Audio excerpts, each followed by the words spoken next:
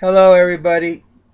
I'm here, sitting here, suspenders in my t-shirt. I like to see it all. See, there's my t-shirt and suspenders. Why am I sitting at my dining room table at our house that like this to talk to you? Because I want you all to see the family man. Me. This is what my wife sees every day. In the morning when we get up, in the evening when we go to bed. My 11-year-old daughter, actually, we just got back from shopping at Walmart, and I just spent money buying food that I do not have. Tomorrow, I get my Social Security, and the bank card will get in, and the money will get in at the same time. Matter of fact, it'll show me negative right now, and then the money will come in, and it'll take care of it. And nothing will balance, nothing. Besides, I have a backup savings account that has some money in it that protects that from happening. Now that I explained to you a little bit of my everyday life, let me give you a little bit of my history. When I was young, very young, some state troopers and a couple ladies from Connecticut came into my house. When they left, me and my brothers and sisters all piled into a car, and off we went with those two ladies. Which is pretty interesting because today, this time of straight, you couldn't do it the way they did it then because we had 6 of us that was in the car, 5 in the back seat. Buster was riding in the front seat with the 2 ladies. And off we went. That was the last time I would be home with my family until I was 18 years old. I can't tell you how old I really was. I really don't know. I was about 8 years old at that time, maybe 9, I don't know. But I was a foster child. And I remember every stop along the way. I can tell you the first stop was Buster. The second stop was Cookie. Then Trudy. Then Eva. And Tony and me were dropped off. Pinky, my oldest sister, wasn't living with my mother and my stepfather in Connecticut. She was in New York with my grandmother. And that was the separation of my family. Now, do I begrudge it? No, because today I wouldn't be sitting here right now if it wasn't for the foster program in the state of Connecticut. See, my mother was taken out of school at 3rd grade, so she figured school really wasn't important in the first place. And it really didn't matter. And how much she worked like a dog. She was a waitress, and she did 2 waitresses' jobs at a time to help, to get everything together so she could bring her kids back one at a time. And she worked real hard. I would go visit, and I could see some of the things. She worked at some very, very, very exclusive restaurants in New York. Actually, she worked at one she had to pay to work there because the tips were that good. Would you believe that someplace you got to pay to work? But that ain't what this is about. This is about you, the individuals, learning a little bit about me. The most important item in my life is Barbara and Samantha, my family. My first wife, when she left and took the kids, our marriage was dead, dead, dead. She had driven me almost to suicide, and then she left with the kids. She was going to sneak out the back door more or less while I was deployed. But things happened where it didn't happen that way. And she was very ill prepared. Believe me, she was very, very ill prepared. My second marriage was just a rebound from my first marriage. Is the best you could say. It could have worked,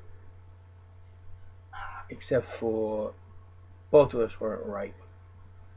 That's the best way I could say that. But Barbara and me, maybe it's a third try, and I know it's not the best record in the world, but it turned out to be the right one.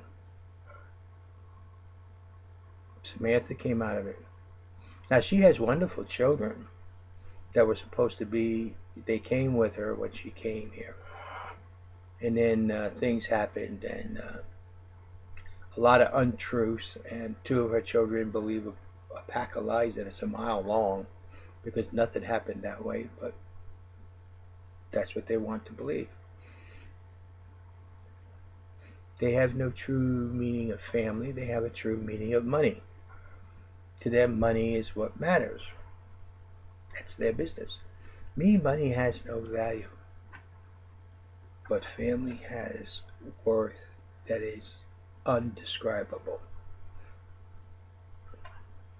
Now remember what I have said, that I am going to bring your voice, each and every one of you. Now you husband and wife, look at each other. Look around you. Am I going to bring the family's voice? You better believe it. Congress is going to know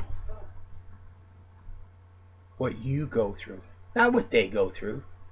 Congress is going to know how you suffer every day, how you struggle, not payday to payday, but day to day. There's people out in the country right now, like when I was a kid, before I was a foster child, going through garbage cans, looking for food for their family. Children are going through garbage cans looking for food, while we're sending all kinds of food overseas. Children are sleeping in boxes down alleyways, while the federal government is spending fortunes to build homes in third world nations.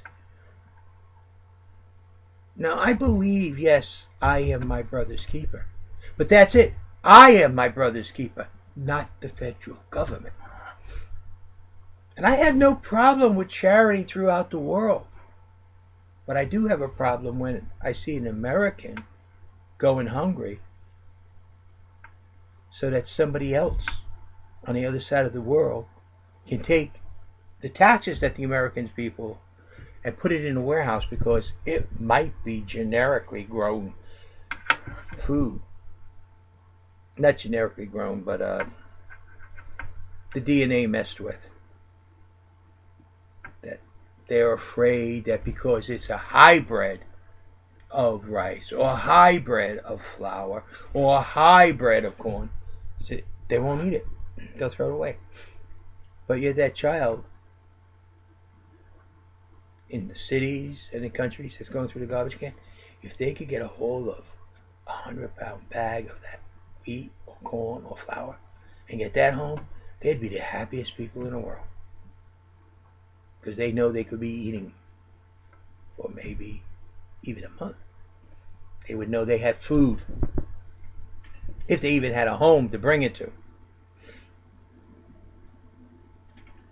I want your voices, each and every one of you, is heard. See, I don't care about the rich, really, because they have no compassion for the poor in this country. They think people in this country are poor only because they don't work. Yet, the truth is, some are poor because they can't get jobs. Because someone along the way told them, oh, you don't have to learn anything in school. School's a waste of time, things like that. And they did. They believed them. Because that was the easy road. And they ended up without an education, and they ended up doing jobs like cashier registers, working at hamburgers, flipping hamburgers at hamburger joints, things like that. and they don't realize they're on a dead-end job. There is no future. That's a job that's supposed to be a temporary job for high school students, college students, people who are old. Jobs for them, not for someone who's trying to make a living. That's why it's taken two parents, sometimes even three, a sister or a brother that's working at these jobs just to make ends meet.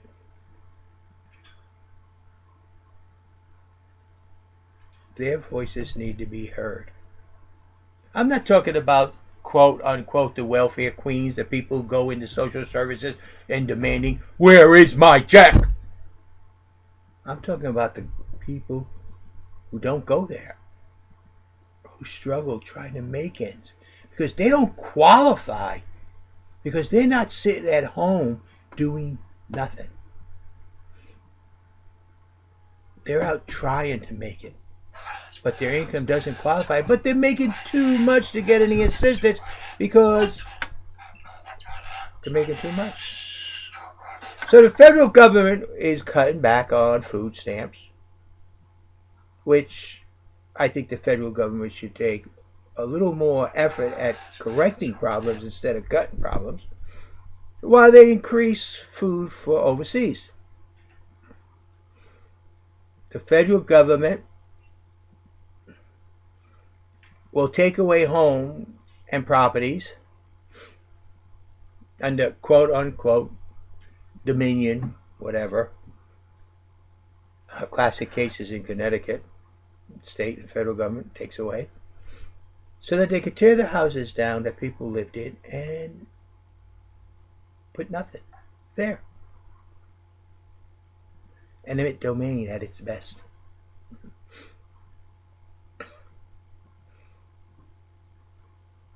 Our government does not know the importance of you, the people, and the family. Our government doesn't know the struggles you do daily. They're too busy pushing socialism down our throats, that they don't realize they're destroying the very engine that creates jobs in this country. Mm-hmm. So people, when you look at me and I say you're looking at your future, you are. But it's not just the future of you, the future of your family, the future of our nation. Now you can say whatever you want, call me an arrogant, whatever, I don't care. But the truth is you have to make a decision. What is important to you? What matters to you? And then decide who you're going to support and how you're going to support them. You know, if 30, 40 people who couldn't afford it, got together and put enough money to put $1 in an envelope and send it to me, that dollar for the campaign, which we are not raising yet, so please don't do it, would mean more to me than if Warren Buffett come up and said, "Here is $30 million for your campaign."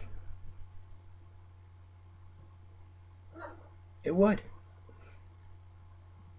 I don't plan on spending a lot on my campaign. You're not going to see a lot of TV ads. You might see a couple, but you're not. You may see me on the news, but that's going to be caused by you. If I could get the guy who, whatever they call it, the guy who redoes all those mobile campers, if he could do one for me and deatra, or even just one for me and deatra, then, man, that would help me.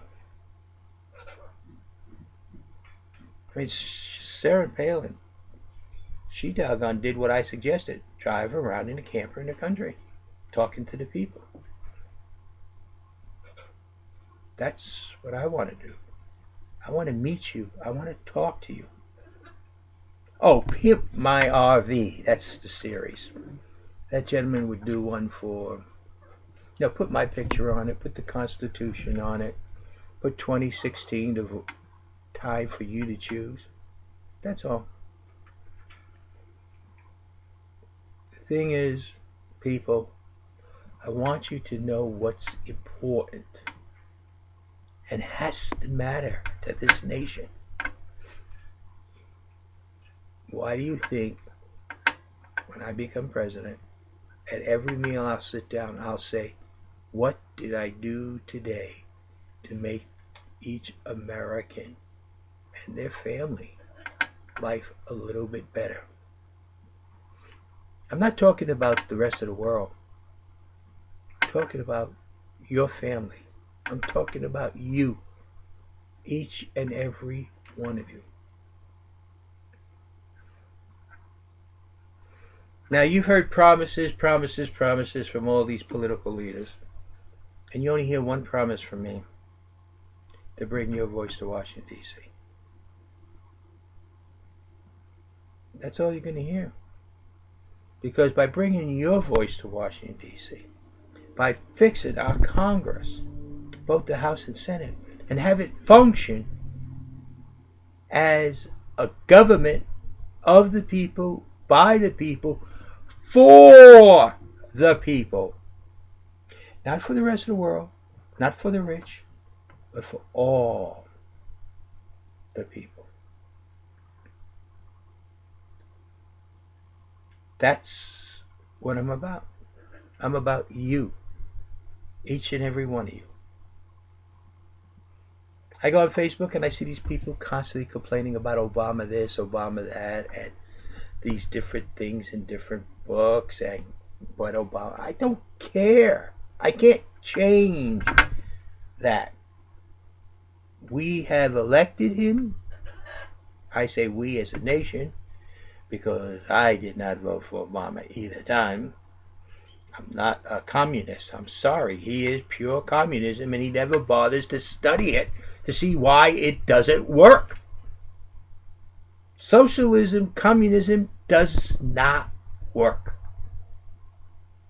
But we're a republic. We can have a little of capitalism and a little of socialism combined to work. We can shift around and be where we need to be, a chameleon, and do the job that needs to be done. So, what's this video about? Your future. When you look at me, you have to make a decision. What's important to you?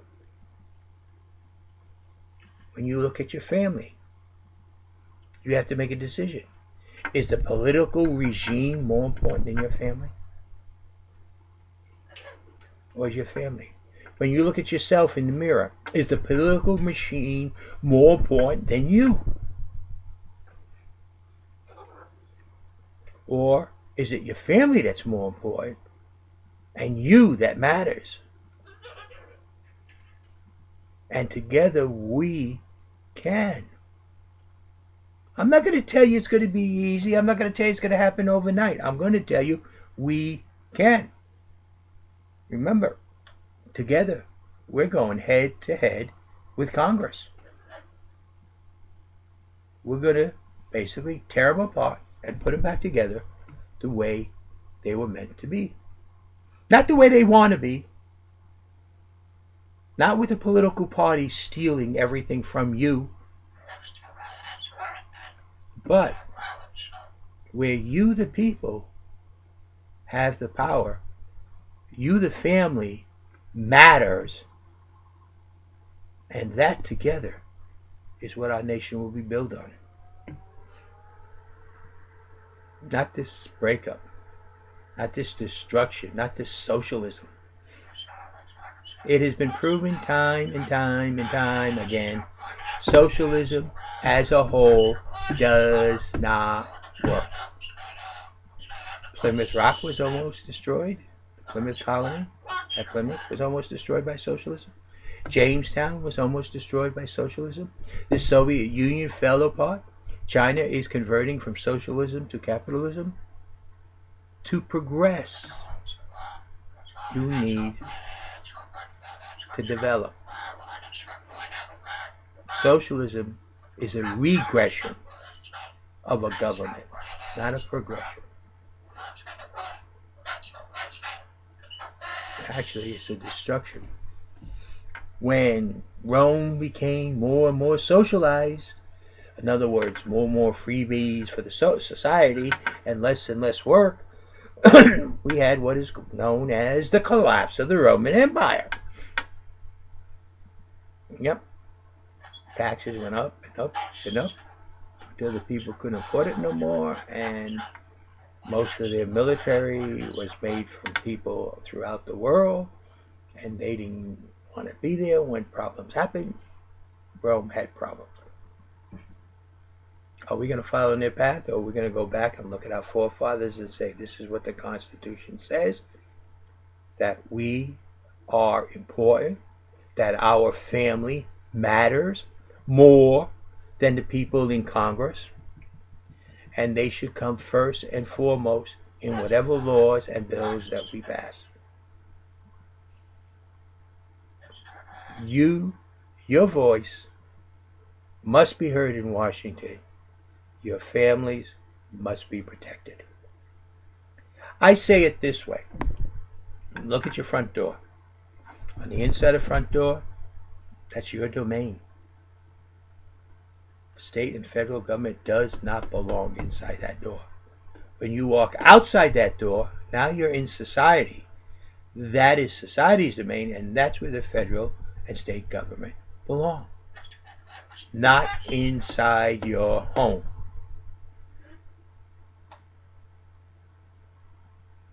So, like I said before, when you look at this face, you are looking at your future. How you decide the 2016 presidential election is what you're going to end up with. JD or political machine. Either way, when you're looking at my face, you are looking at your future.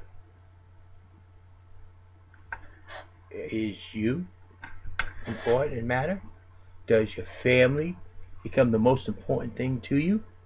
Or is it the political machines with their promises of riches and glory and freebies?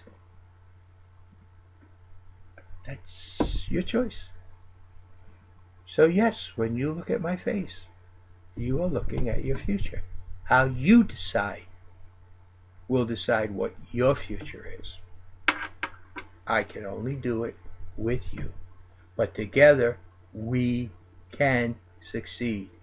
Together, we can fix our nation. Together, we all will matter.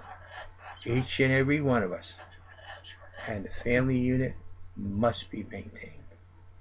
Thank you. This is JD. Have a nice night.